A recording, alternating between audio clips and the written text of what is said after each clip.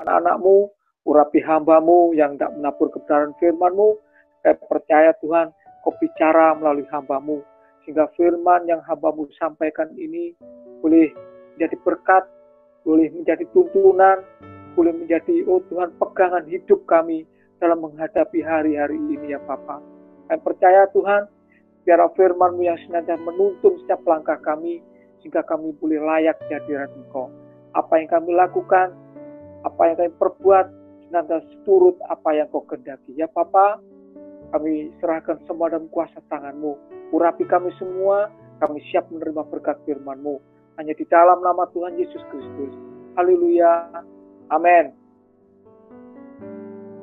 Salam semuanya di Tuhan. Ya, malam hari ini double berkat saya di Tuhan. Amin. Saya tidak banyak-banyak, saya ingin menyampaikan hanya sharing firman Tuhan sedikit saja. Ya, saya ingin cerita bahwa orang terpilih atau orang yang dipilih itu semuanya bukan hanya sekedar dipilih.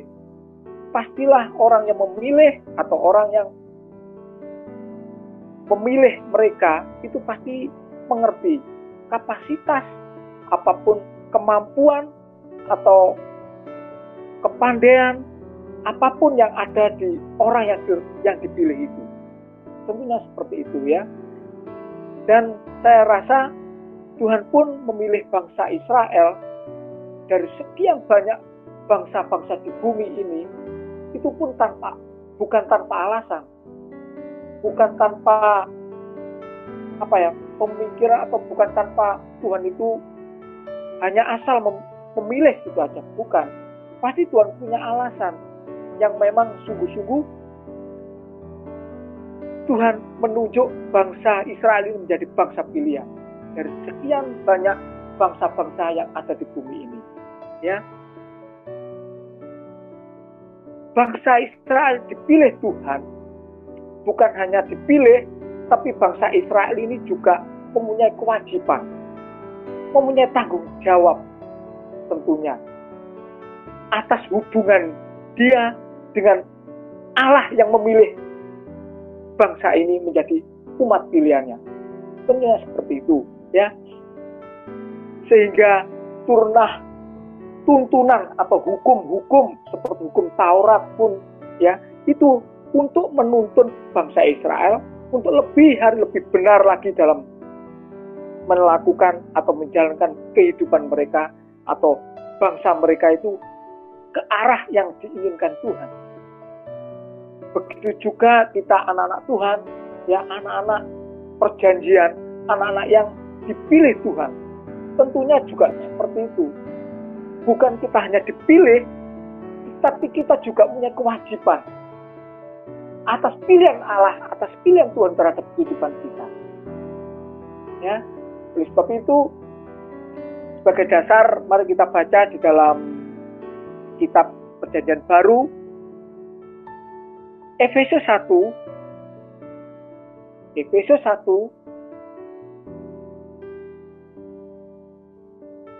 kita tidak membaca semuanya ya, saya baca ayat yang keempat saja, tapi dalam perikop ini perlu kita baca, tetapi mari kita baca ayat yang keempat sebagai ayat nas saja ya. Kekayaan orang-orang yang terpilih ya, ini kekayaan orang-orang yang dipilih Tuhan, itu yang menjadi pedoman renungan kita malam hari ini. Ayat yang keempat saja yang saya baca. Sebab di dalam Dia Allah telah memilih kita sebelum dunia dijadikan, supaya kita kudus dan tak bercacat di hadapannya. Puji Tuhan. Kalau kita baca di ayat ini, kita jelas sekali bahwa kita ditentukan, dipilih Tuhan sebagai anak-anak Allah, ya. Tapi bukan hanya dipilih terus kita leha-leha dengan seenak kita sendiri, dengan perbuatan apa atau kehidupan kita yang kehidupan seperti dunia ini. Tidak. Tetapi sungguhnya kita punya kewajiban, yaitu tadi yang kepilih. Kita jadi supaya kita kudus dan tak bercacat di hadapan Tuhan. Itu kewajiban kita. Ya. Seperti Tuhan pun setelah turun ke bumi, Tuhan Yesus turun ke bumi, ya, karya keselamatan itu yang dia lakukan. Dia sudah meneladani pada kehidupan kita dengan teladan-teladan yang begitu luar biasa. Itulah kehidupan Tuhan, itulah yang bisa menjadi teladan, tolak ukur kehidupan orang-orang percaya. Sehingga jangan kita hanya bangga disebut anak Allah, anak Tuhan, anak Allah, orang-orang yang dipilih oleh Tuhan. Kita hanya bangga seperti itu, tapi tindakan kita, perbuatan kita seringkali jauh dari apa yang diinginkan Bapa kita, Allah kita, Tuhan kita. Ya, seringkali kita berbuat salah atau menyimpang dari ajaran atau teladan yang Tuhan sudah berikan pada kehidupan kita. Ya, kita seringkali, apalagi dalam situasi yang sekarang ini, situasi yang serba tidak menentu ini, ya, di hari-hari ini saya rasa semua merasakan hari-hari yang bukan sekedar enteng kehidupan ini. Tambah lama, tambah hari kita merasakan kehidupan ini tambah berat. Tambah berat, tambah berat. Perusahaan saya pun yang saya kerja di perusahaan itu, percetakan itu, juga merasakan efek dari semuanya ini. Ya, terus terang, dulunya itu ya banyaklah kerjaan itu.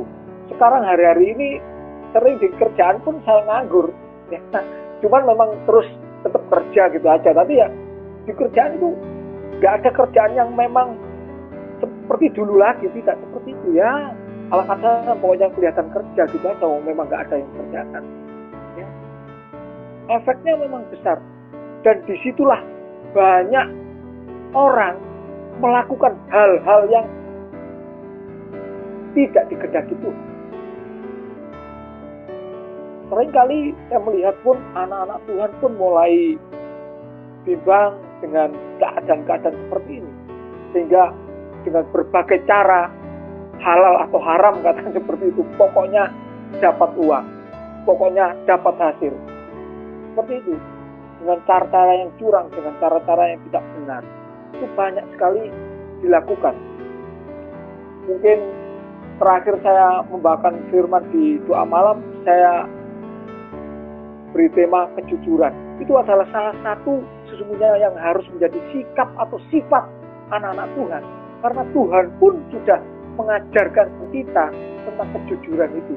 Meneladani kita dengan kehidupan Tuhan Yesus dengan kejujuran.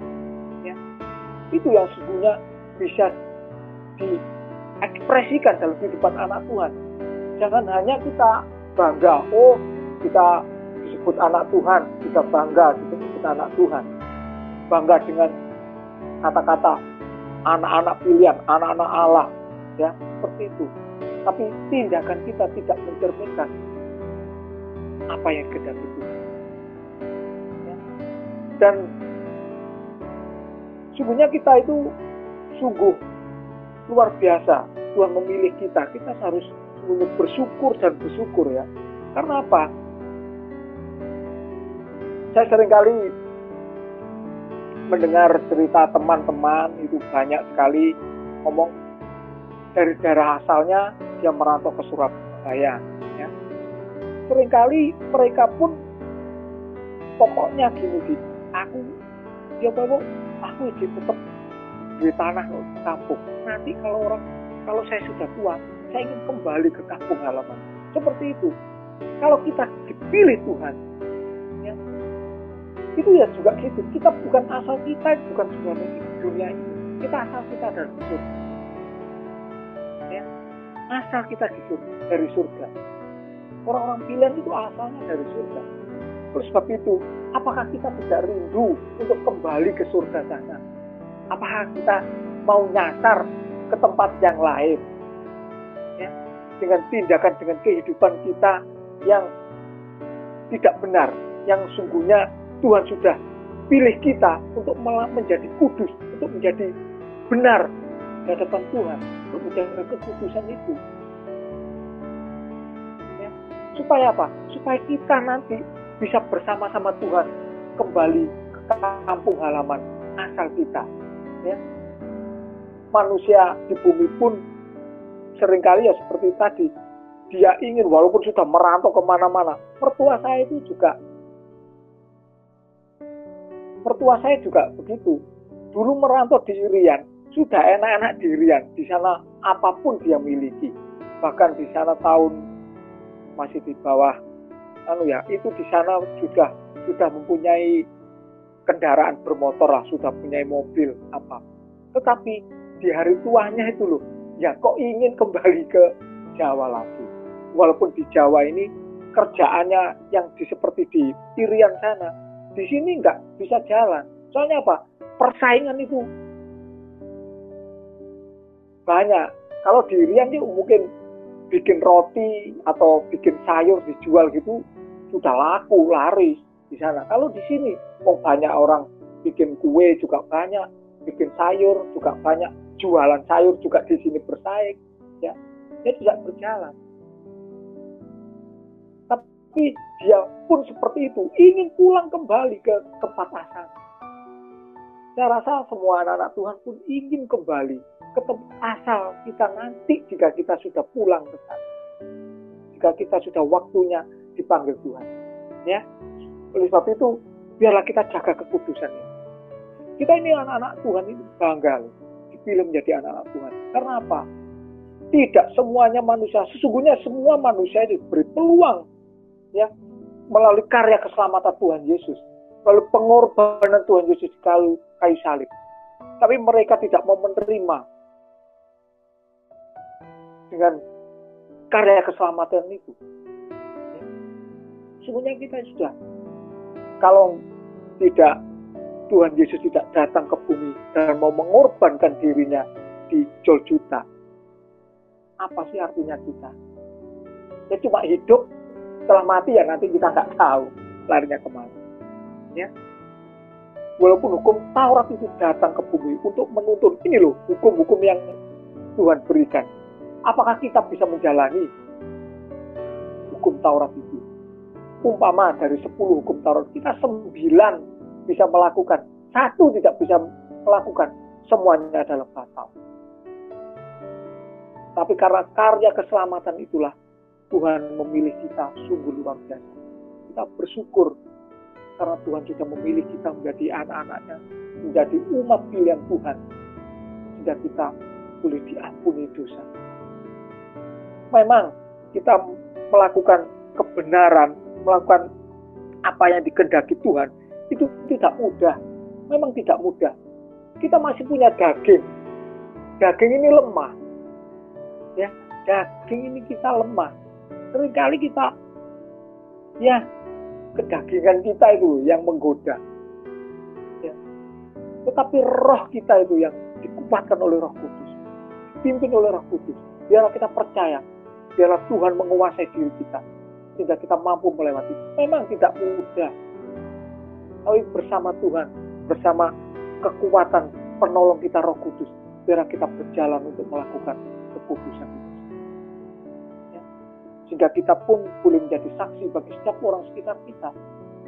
Kalau kita hanya labelnya saja anak-anak Tuhan, tetapi kehidupan kita tidak benar, kehidupan kita jauh dari apa yang diinginkan Tuhan, ya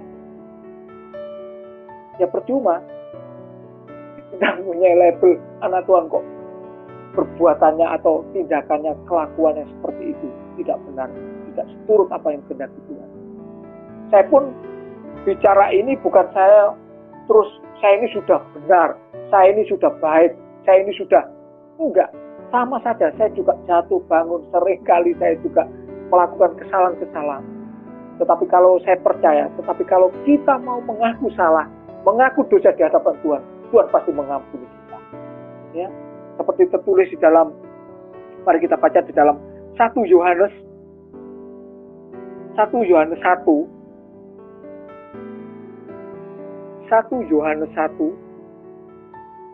ayat yang ke-9. 1 Yohanes 1 ayat yang ke-9. Saya baca demikian. Jika kita mengaku dosa kita, maka Ia adalah setia dan adil, sehingga Ia akan mengampuni segala dosa kita dan menyucikan kita dari segala kejahatan. Puji Tuhan, ini sungguh luar biasa, ya. Tuhan kita adalah Tuhan yang setia. Percayalah, kalau kita mau melakukan apa yang dikehendaki Tuhan, kita senantiasa berjalan seturut apa yang Tuhan firmankan pada kehidupan kita, ya, Tuhan pasti melindungi kita. Walaupun keadaan dunia seperti ini, walaupun keadaan dunia yang sudah tidak kondusif lagi lah, tidak menakutkan, menggentarkan hati kita.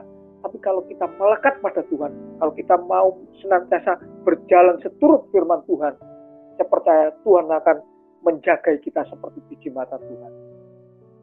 Ya, percayalah, Tuhan itu adalah setia.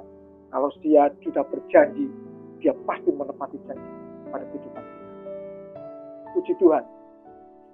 Saya dulu juga, ini cerita sedikit, dulu juga pernah saya waktu sekolah, nggak tahu kok guru-guru saya kok memilih saya. Memang saya dulu sejak kelas TK memang senang nyanyi ya. Saya dulu TK waktu itu tuh seringkali itu diajak rekaman, kalau hari Minggu itu rekaman di radio waktu itu, di radio. Itu seringkali saya yang memang yang pertama suruh nyanyi seperti itu ya. Sampai SD pun juga dipilih untuk kelas 3, saya mulai dipilih untuk menjadi wakil sekolah untuk menyanyi solo. Waktu itu solo bertanding di bulan Agustus. Seringkali kalau ada lomba-lomba nyanyi, saya yang diajukan di sekolah saya dengan 2 rekan saya, sama-sama laki-laki. Ya, itu seringkali menjadi wakil seperti itu. Saya ditunjuk, itu pun punya tanggung jawab, bukan wis ya di rumah. Setelah saya ditunjuk, saya tahu, Di, kamu mewakili sekolah untuk nyanyi solo lagunya ini dan ini gitu ya. Oh, itu saya di rumah ya latihan terus. Walaupun saya pertama kali nggak menang, tapi ya itu saya usaha terus ke rumah, disuruh ke rumah guru saya vokal itu ya terus datang saya, walaupun capek ya tetap datang, diajari terus sampai puji Tuhan sampai kelas 5 saya bisa menjadi, ya walaupun nggak juara pertama saya bisa menang lah, juara 3, juara 2 pernah. Terus saya tidak SMP pun terus saya disuruh memilih juga, saya ditunjuk sekolah bahkan untuk membentuk itu paduan suara, dan saya disuruh memilih teman-teman sendiri.